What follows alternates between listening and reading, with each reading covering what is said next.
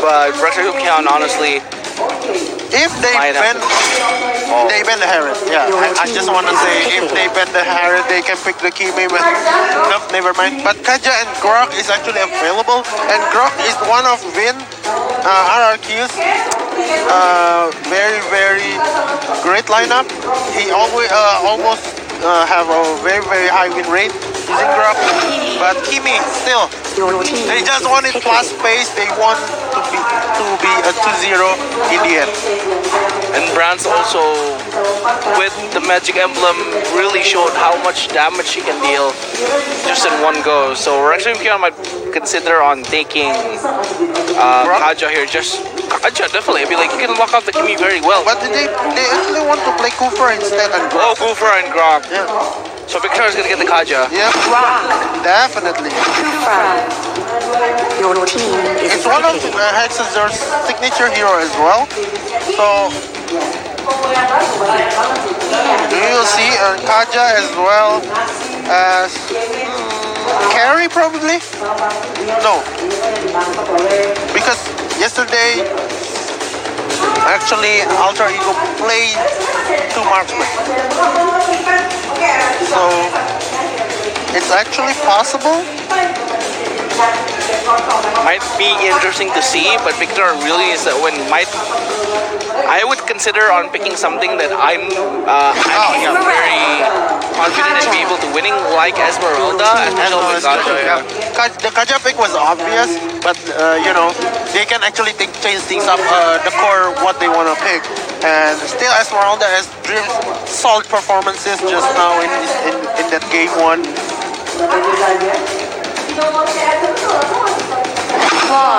Claude. Your team is This is probably a Claude offlane R7 using it yesterday, so they need to actually be more careful on who's going to use the Claude instead. But we'll see now. Pikachu will go looking for that 3rd ban right here. Gushin. No mid yet, so a Gushin ban would be very good. No, because yesterday against Aura, they bait with the Claude. They know, they think that Sin is going to play the Claude. Then they pick the Gushin because it's Sin's signature hero if he's going to mid lane. But R7 is actually using the Claude yesterday. But now, let's see. It's interesting to see though, as after that loss, RRQ quickly shifts up their roster, and then half the rotation as LG is now out of the picture for the moment. Oh, okay, so Leomord for R7. That's a signature hero as well.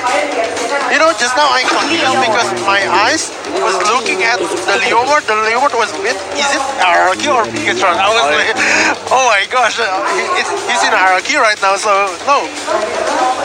And Akai, yeah, it's Joe's signature hero as well. So one more with this Tamas probably, or Bravo, or Dyrod. Dyrod is actually good. Dyrod's pretty good pick right now, but yeah, because they want to play objectively. Oh, but they need the frontliner though, because Kaja is not a frontliner, so they will go for Tamas as well as a Your team is picking. Now they have a fighter. Oh, it's Lemon's Kadita. Lemon's Kadita right here, the king of mages. This might be pretty scary, and he's gonna go against what I would expect is Esmeralda, but Kimi can definitely go mid. Yep, you know the problem with Kadita these days? It's easily to be burst down. But so if Brands is actually using the same build again, which is the mage, your Kaja will pull the Kadita, then maximum charges instant death. Yeah, and you're dead right there as you're being pulled away. Yep. So we will see who will emerge as a victor right here.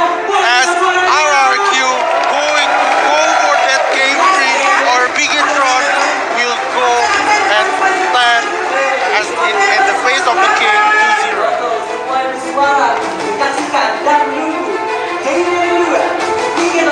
But what do you think though? There is a bit of a fighter line right here. There's Kaja, there's Akai, and then there's Thomas with Esmeralda and Kimi as their core. Do you feel like Thomas, like picking someone with like a Dyrod, which has a bit more fighting capabilities and team fights, might be a better pick?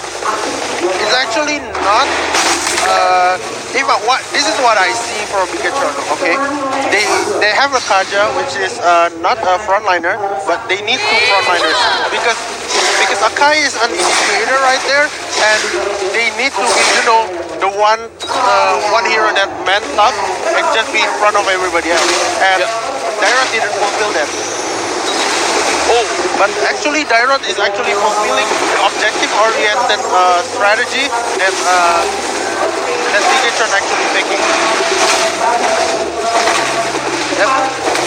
Very, very fast right there. And they're gonna clear the wave as well. Yep. Oh, they're cutting quick waves right now.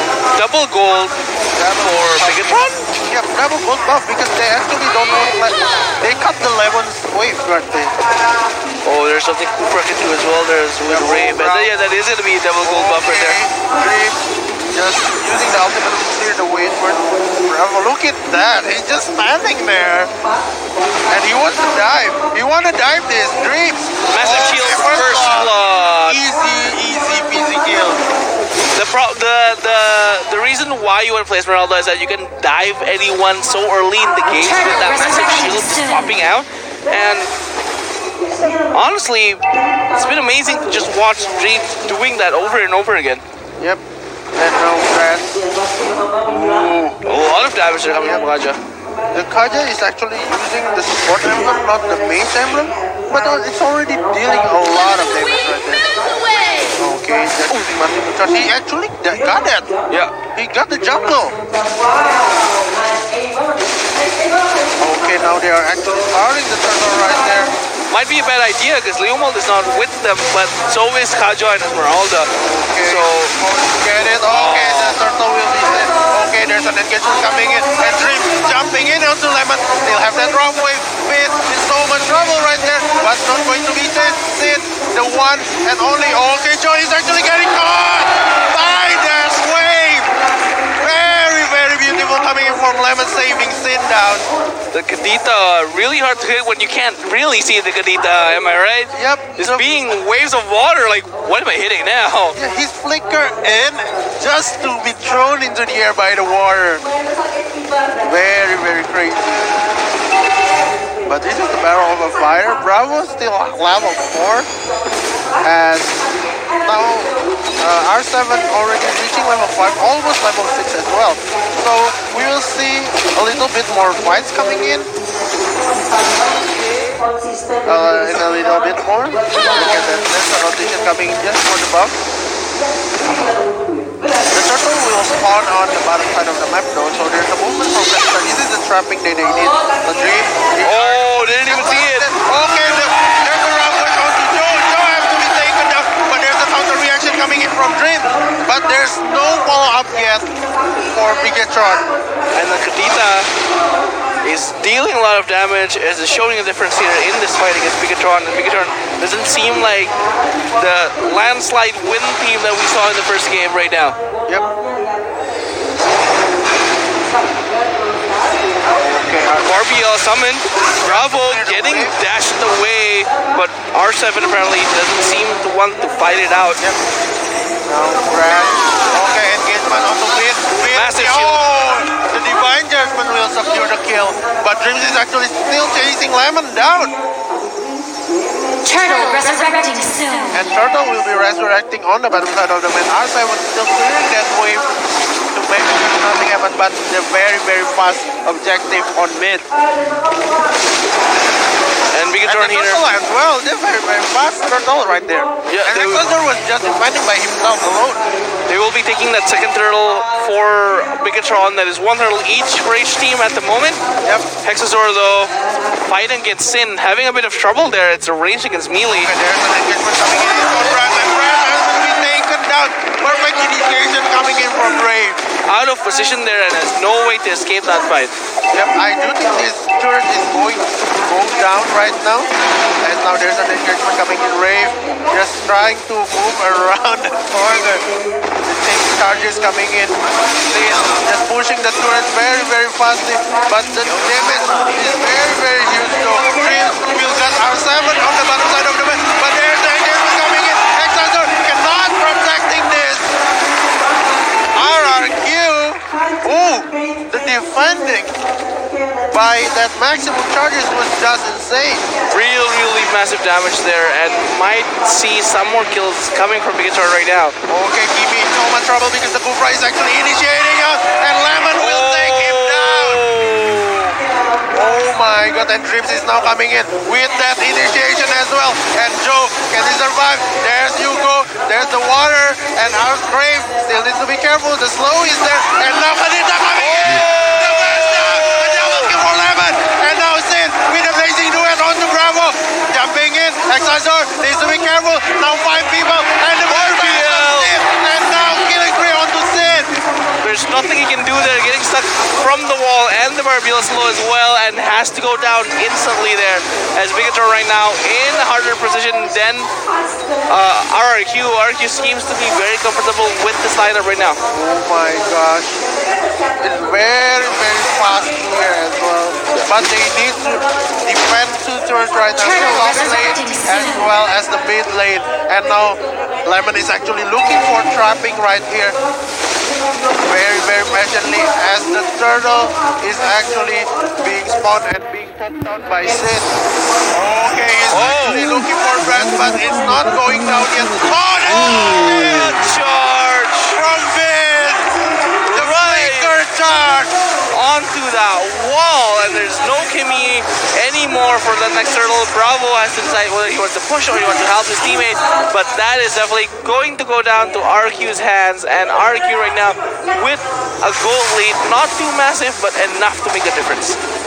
France is getting shut down again and again in this game.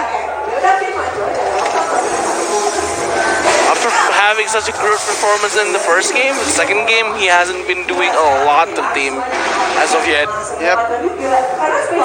It's a 1-3 onto France though. And Sid already finishing the golden sub with the second item right there. Finn is actually cutting creep waves on the mid lane. So very, very patiently coming in. Getting that buff, Joe has to run away from that fight. Yep. And Dreams was just farming right now. He needs more items before he can actually go. Ice Queen 1 is actually finished up, and that's on the way. Oh, trying to get that divine judgment. R7, can he survive? There's the Barbille coming in, and he still have that life still in. But Dream just one more. He's just getting shot down by Brett in the backline. Dream has to be taken down by Lemon. The burst is too huge, and Exazor just going for Lemon as well as Brave. He's going to go out. No! Going to go down as well. Might be the one RRQ has been needing. Might be able to beat one of the stronger teams at the MPL season 4 right now. Bravo going against Sin. Sin was very, very confident right there. And now Sin in a blazing duet. The entrance Joe has to go down. And Brad in an awkward position to actually defending this turret. Right there. Engagement coming in from Rave. Brad, you need to be careful. Okay, still have that slider. Sin is coming from the backline. Still have that 45. Lemon still have their wrong ways to coming out from the dive right here. And Rave is actually on the awkward position right now. There's the jumping in from Dream. He'll finish off that Kufra. With that shield means that Dreams is not going to deal enough damage, and with the Kufra dead, that means this fight in the Lord pit is going to be 4v5. Yep, but we see the top lane creep wave is actually pushing really hard in the favor of RRQ right now. So they need to defend this one. Okay, Bravo is actually the one defending this. Oh, Exazor! Getting stunned there. Yes, you're going for that. He's still surviving that. We understand. And the blazing duet. And now Brad's down as well. This is the time for RRQ to get that Lord. But no, he wants more. R7 just going for these drips. No, now Sin is already poking out that Lord just to secure things up. Finn and Lemon going to scout the area up, but Dream actually going for Lemon. The round wave is there, and Dream have to be taken out as well. Lord is going to go down to RRQ as well, and it looks like RRQ might have a lot of chance to win this, as Bigatron needs to fight this on a comeback. Oh my god, really crazy play from RRQ. This Kadita is making a lot of differences right here with that rough wave just bursting down through everyone, including Dreams with the shield. And now Rave. RRQ is trying to take control of the enemy jungle, making sure they can finish this game as quickly as possible. Flicker being used. That was really good though, that was really good. Yep. And now trapping right there from Lemon. He just patiently waits. He wants more, but probably he's just waiting for the Lord to coming in. The block is there from Vin for the Lord. Still have that patiently because the bottom turret is actually getting pushed as well. This is not good for Bigatron. And as the Lord is coming in into 2 lanes, but now the Lord, can you get that inhibitor turret? No, it will be secured very, very fast for Bigatron. Actually still trapping right there, Lemon. Patiently, not even moving from that bush. Getting that massive minion wave. Look at that. All lanes are being pushed by their waves. We might actually see a really, really good siege coming from RRQ right now, as R7 here is just trying to get all the jungle cows, making sure that Bigatron is not getting any EXP from that if they lose this fight. Yep, the Kadita not even moving. It's already like 1.5 minutes. And he's just waiting there, waiting for the bait and someone to go past there and checking the bush so he can actually burst him down. The Grok even the one clearing the waves. And now the Kadita finally coming out of the bush and just clearing the waves because nobody there to clear the waves.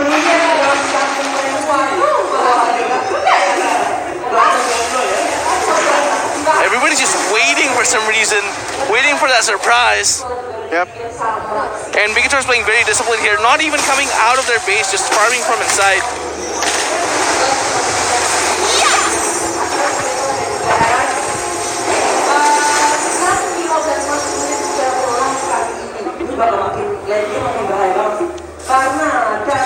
Okay, massive stun, but we'll have to go back again there, Rave. No follow-up, we'll pick up a ball. R7 is doing a very great job by freezing that lane on the bot side of the map, but Brand's checking them out, just clearing the wave right now from R7.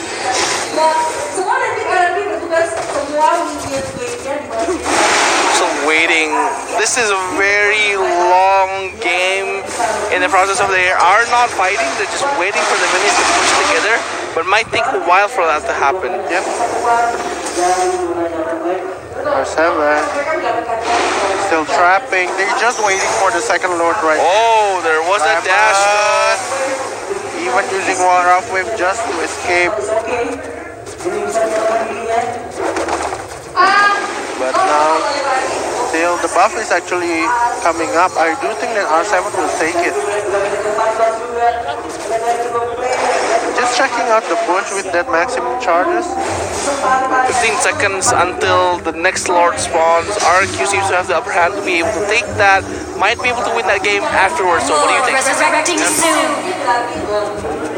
Lord is actually coming up right now.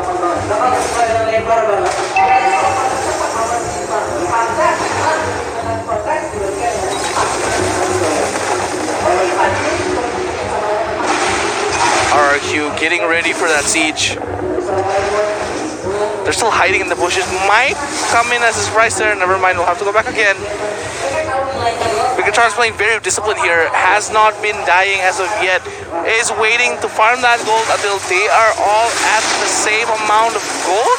And then they start pushing, but the fight is happening already. Coming in from Sid. The Phantom Steed is coming up as well. And Exazor is actually on the front line. Still have that immortality. Will be down as well. And now Vin onto the front line. Bravo just racking through everyone. Is it going to be enough? No. Bravo is going to be down for as well. Dream have to be gone for as well. 3 down for RRQ, and now this is a free Lord. I don't know. They could have just pushed though. They could have just went in and finished the game. Oh, what is the damage? Brass is actually having a lot of damage right now, and Rafe needs to be careful though, Brass. Oh, Sin is actually jumping in, using that racing gun, but no! Sin! Now they're just losing people one by one. Big Control might still be able to make a comeback here, even though Lord. Oh, he actually got the bug. Oh. That is a huge advantage for Brass.